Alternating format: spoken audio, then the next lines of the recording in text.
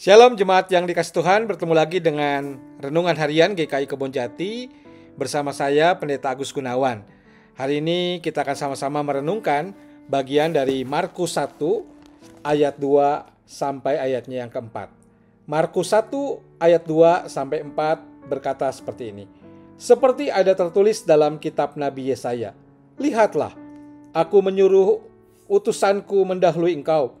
Ia akan mempersiapkan jalan bagimu. Ada suara orang yang berseru-seru di padang gurun. Persiapkanlah jalan untuk Tuhan. Luruskanlah jalan raya baginya.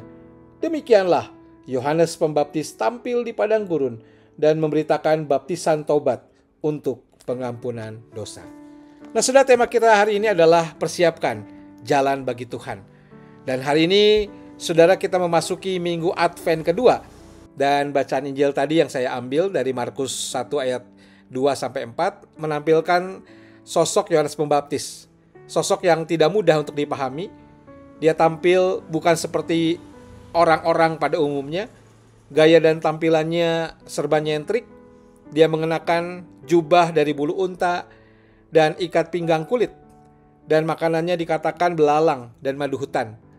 Karakternya terlihat tidak kompromis, asketis, dan kasar, sambil berseru-seru, persiapkanlah jalan bagi Tuhan. Namun saudara, sesungguhnya peran Yohanes Pembaptis begitu penting dalam mempersiapkan jalan bagi Kristus. Dia hadir saudara untuk memenuhi nubuat Nabi Yesaya. Dan melalui khotbah-khotbahnya, Yohanes Pembaptis menyerukan pertobatan bagi semua orang. Dan sangat mengherankan saudara, umat dari berbagai lapisan pada waktu itu bersedia dan sangat antusias datang menjumpai untuk mendengarkan khotbah Yohanes Pembaptis. Bahkan termasuk di dalamnya orang Farisi dan Saduki dari kota Yerusalem datang mendengar pemberitaan Yohanes Pembaptis. Meskipun mereka mendapat teguran dari Yohanes Pembaptis dan tegurannya dengan kata-kata yang pedas. Hai kamu keturunan ular beludak, siapakah yang mengatakan kepada kamu bahwa kamu dapat melarikan diri dari murka yang akan datang? Mereka disebutnya sebagai ular-ular beludak. Apakah dengan mata kenabiannya memang Yohanes Pembaptis melihat jati diri mereka yang sesungguhnya? Tetapi kita melihat sikap Yohanes Pembaptis ini didasari oleh penilaiannya yang melihat orang Farisi dan Saduki sebagai kelompok orang-orang yang merasa sanggup menyelamatkan diri dari murka Allah karena berasal dari keturunan Abraham.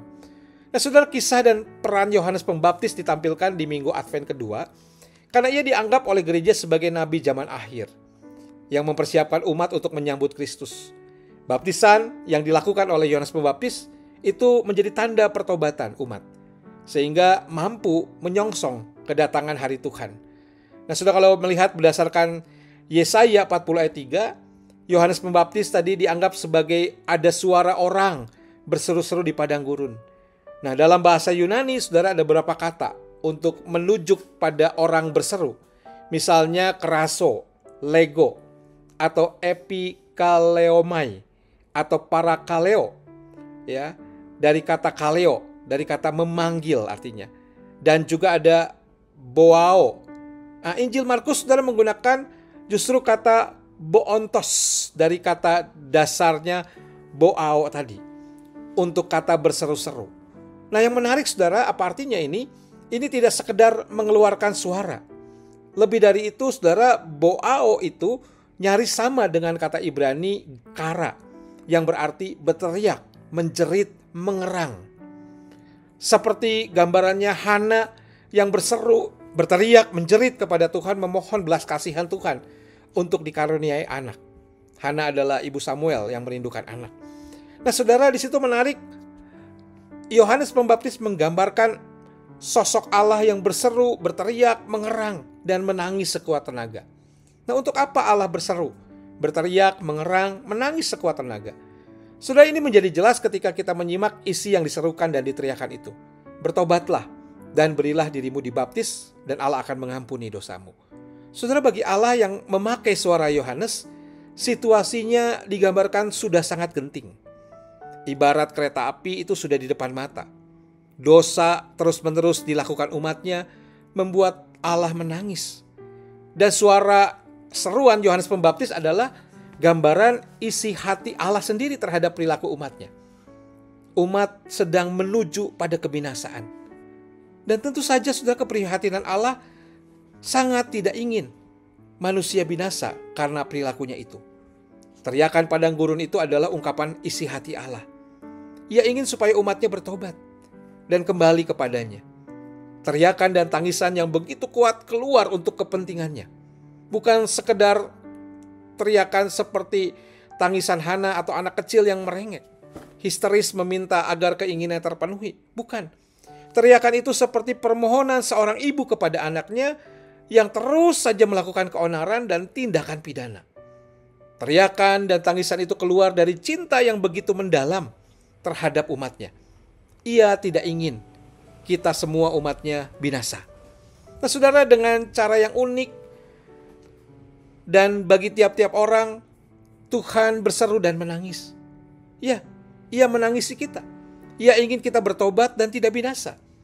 Di tengah begitu derasnya arus dunia ini membuat kita terseret semakin jauh darinya. Kita sibuk dengan diri kita, dengan kepentingan diri kita, tidak lagi peduli dengan sesama yang menderita. Tidak lagi mau tahu dengan apa yang dikehendaki Tuhan. Ibarat gambarannya saudara, suara sirene lintasan kereta api dan palang pintu yang tertutup, kita terabas begitu saja. Tidak mau mendengar peringatan atau teriakan untuk berhenti. Kita menerabas batasan-batasan hukum dan moral. Yang penting saya happy, yang penting saya sukses. Dan di situ Tuhan menangis.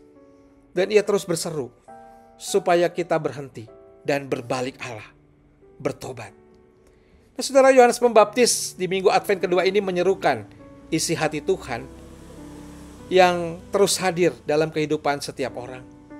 Ia hadir dalam caranya yang unik dan terkadang tidak bisa kita sadari. Yohanes Pembaptis dapat hadir dalam sosok pasangan kita, orang tua, anak kita, atasan, bawahan, dalam lingkup pekerjaan kita, dalam teman pelayanan, atau dalam khotbah-khotbah di ibadah, bahkan dalam peristiwa-peristiwa kehidupan kita. Pesan inti dari kehadirannya adalah menyuarakan cintanya.